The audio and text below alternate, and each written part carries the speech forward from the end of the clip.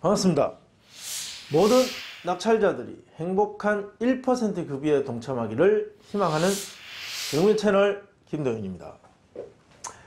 이번 사건은 부산시 부산지방법원 사건입니다. 예, 부산지방법원 또 바로 인근에 있는 물건이더라고요. 예, 저도 이 부근에 오랫동안 있었는데 있으면서도 이 아파트가 있는지 잘 모르고 지나쳤었는데 알고 보니까 이 사건을 보니까 요 부산지방법원 옆에 이 아파트가 있었습니다.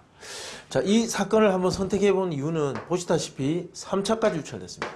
위치도 굉장히 좋고 물론 세대수는 적은 아파트지만 그래도 위치적인 이점이 굉장히 큰 아파트임에도 불구하고 이거 왜 이게 3차까지나 유찰됐을까? 권리적으로 재밌는 내용이 있는가 싶어서 한번 살펴봤는데 꼭 그렇지는 않더라고요. 다른 이유가 있더라고요. 자, 자, 이 3차까지 유찰된 게 신기해서 제가 사건으로 선택했습니다. 보겠습니다. 연제구 법원 북로 41번 길 301동 6층입니다. 자, 6층 거제동 3차 동원 로얄 두크 입찰 34일 전입니다. 물건은 아파트 대지권 8.5평 자, 건물 면적 18.12평 소위 말하는 한 24평 이런 크기의 아파트입니다. 토지와 건물은 일괄 매각입니다. 같이 매각한다는 거죠. 일괄 매각 이게 뭔지 모르겠습니다. 자꾸 저렇게 표현되어 있던데 이게 뭐냐? 아파트 경매에 나오면 그냥 다 나오는 거 아니냐? 그렇지 않습니다. 자, 이 건물이 있습니다. 건물이 있으면 이렇게 층별로 소유자가 다 다를 수 있죠. 자, 이렇게. 자, 만약에 요 4층만 경매에 나왔다. 자, 요것만. 그러면 이 집합 건물, 이 건물의 소유자들이 다 다른 이 건물이 앉아있는 땅이 있겠죠. 땅이 있습니다. 그럼 이 땅은 누구 거냐는 거죠. 이 건물에 있는 건물 소유자들의 어떤 자기 전용 면적, 그 면적의 지분만큼, 그 면적의 비율만큼 이 토지도 소유한다. 그렇다면 이 토지의 어떤 특정 부분의 면적만큼 비율로 소유를 하는 것이 아니라 이 전체의 어떤 토지 소유권에 대한 비율로서 소유를 하는 거죠. 그래서 이 전체 토지 소유의 비율과 이 건물 전용 면적의 만큼의 그 건물 그것이 같이 일괄해서 함께 매각을 한다는 거죠. 그래서 이 건물을 소유하게 되면 이 토지의 사용과 소유에 있어서도 문제가 없다. 자, 이렇게 생각하시면 됩니다. 감정가는 2억 9,300이고, 근데 왜 64%까지, 지금 거제동의 아파트 시장이 64%까지 떨어질 만큼의 어떤 상황이냐. 그렇지 않은데 왜 그럴까? 소유자, 채무자는 이 누구누구, 채권자는 한 누구누구입니다. 12월 11일 날 1차 매각 진행해서 유찰. 1월 15일 또 유찰. 오늘 1월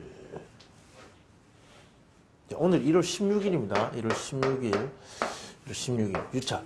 그리고 2월 19일 날 3차 진행 예정입니다. 어떻게 생긴 아파트인지 보겠습니다.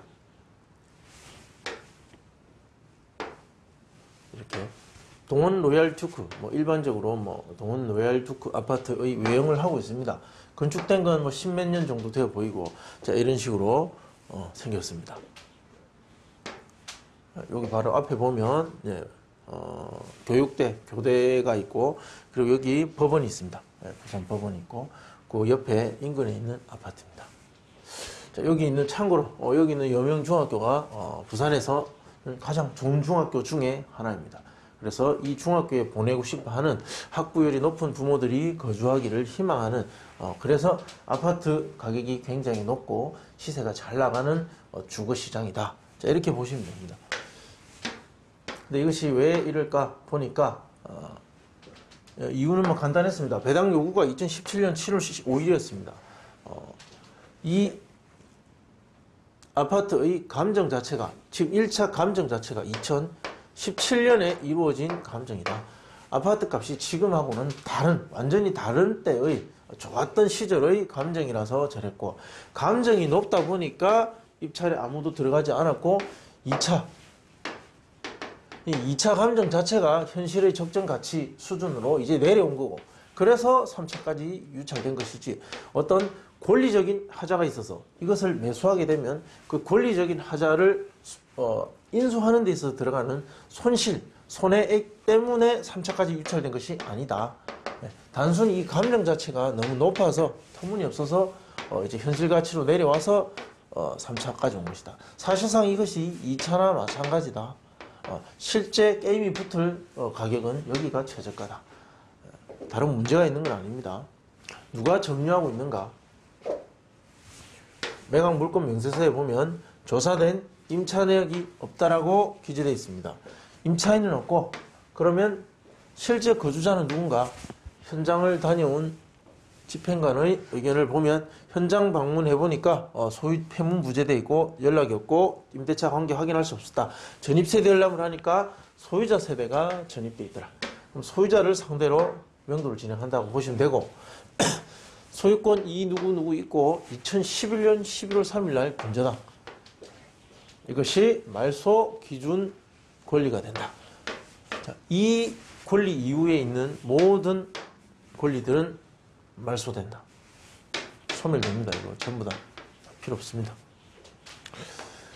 제가 준비한 자료 보겠습니다. 낙찰받게 된다면 매수인이, 즉 낙찰자가 인수하게 될 부담은 무엇인가? 무엇을 부담하게 되는가? 등기사항에는 없습니다. 관리비 연체 가능성이 있습니다. 오래전에 경매 신청돼서 지금까지 끌고 왔던 사건. 자, 이 소유자의 채무자이자 소유자의 경제적 상태가 좋을 것인가? 좋았다면 취하됐겠죠. 좋지 않은 상태에서 오래 끌어왔기 때문에 관리비 연체 가능성도 있고, 자, 그리고 각종 공과금 관리비 포함인지 아닌지 확인해 보셔야 됩니다. 임차인 없고 소유자 세대가 전입. 그 명도는 소유자 세대를 상대로 한다. 잔금 납부 이래서 약 3개월 소요될 것으로 보고, 250에서 약 300만 원 정도 강제 집행 예상. 따라서 250만 원 이하에서 협의가 된다면 뭐 한 150 정도, 많이 주면 한 200 정도 이 사이에서 협의하면 그냥 돈 주고 내보내는 게 최선입니다. 명도 소송 가능성은 희박합니다. 시장에 나와 있는 동 평행대 거제 동은 로얄 두크 3차. 자, 우리 6층이죠. 뭐 중층이나 약간 저층 사이 정도 보시면 될 것 같습니다. 2억 4,500, 2억 3,500, 2억 3,500, 뭐 2억 2천도 있습니다. 저층. 2억 3,500. 실제 거래 사례를 보면 2억 4천이 있습니다. 2억 4,700, 2억 3,700. 2억 3천에서 4천 사이가 가장 가능성이 높다. 이것이 거래 가능한 금액인데, 감정가는 2017년에 이렇게 높을 때 된 감정. 따라서 이 갭 때문에 3차까지 간 것이지, 다른 권리적 하자가 있는 것이 아닙니다. 경제적 가치 판단의 착오, 시기적인 어떤 갭, 이런 것들 때문에 발생하는 유찰입니다. 3차. 인근 낙찰 사례가 당연히 뭐 있죠. 많지는 않습니다. 이 부근은 나름대로 주거 인기 시장이라서 대단히 고가 아파트들에 밀집한 건 아니지만, 그래도 인기 시장이라서 경매로 처리되는 물건 수가 상대적으로 적은 것 같습니다. 또 신축 아파트도 많고. 그래서 일단 두 개만 분석하는데, 완벽하게 훌륭한 사례가 되어주지는 못한다. 이런 지역은 낙찰가의 범위가 굉장히 넓을 수도 있습니다. 감정가 2억 5천, 여기서부터 보겠습니다. 다뉴브 하이타운, 거제 유림 아시아드, 25.7평, 25.7평. 1층이고, 둘 다 1층이네요. 1층이 나왔었네요. 남향, 남동향. 자, 여기서 중요한 건 둘 다 3차까지 갔다라는 것. 3차까지 가서 17대1과 9대1까지 갔다. 시장이 좋지 않아서 3차까지 간 것도 있겠지만, 일단 감정 자체가 높지 않았나, 저도 그렇게 예상을 하고요.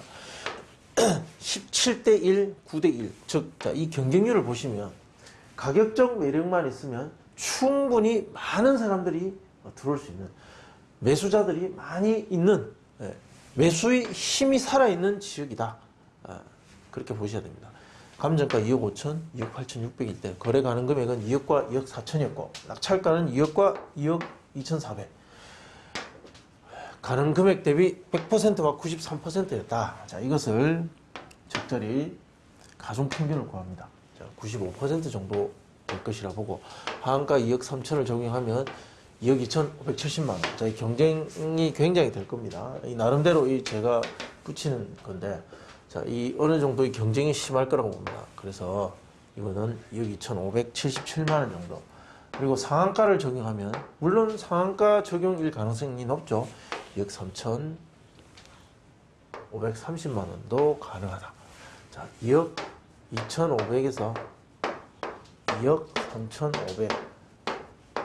자, 이 가격으로의 매수가 그다지 큰 의미가 없음에도 불구하고 이렇게 되는 것은 수많은 사람들이 입찰을 참여하게 되면 그 낙찰자의 판단이 반드시 현명하고 옳고 이익이 되는 판단만은 아니다. 그들의 어떤 경쟁 심리를 부추기는 직관적 판단에 의해서 그렇게 가는 것이고 그것이 훌륭하고 아주 옳은 판단만은 아니라는 것을 아셔야 되고 제가 분석한 이 가격이 훌륭하고 옳은 것이 아닙니다. 우둔한 사람과 오판에 의한 낙찰가 형성이 이루어지더라도 어쨌든 낙찰을 받기 위해서는 그 오판이나 우둔한 생각을 넘어서는 가격을 써야만 됩니다. 시장에서 여러 생각들이 만나서 형성되는 그 낙찰가, 그 안에는 현명한 생각, 옳은 생각, 잘못된 생각, 오판, 계산 실수 여러 가지가 뒤섞여 있습니다. 예. 그 뒤섞여 있는 생각들과 생각, 그 사이에서 발생한 낙찰가, 과거의 다른 물건들, 그 분석을 통해서 현재의 물건을 예측해 보는 것입니다. 그래서 이 예측 결과는 정확하냐 정확하지 않느냐의 문제지 이 가격이 옳다 그르다의 문제가 아니라는 것을 여러분들한테 강조하고 싶습니다. 자, 중간 가격인 2억 3천 정도에 낙찰이 된다면 자, 이 취득세, 국민주택 채권, 등기비용 그리고 명도비용이 꼭 포함시켜 주셔서 2억 3,500 정도의 정리가 될 가능성이 높다. 자, 궁금하신 내용은 또 댓글로 남겨주시면 답변해 드리겠습니다. 시청해 주셔서 감사합니다.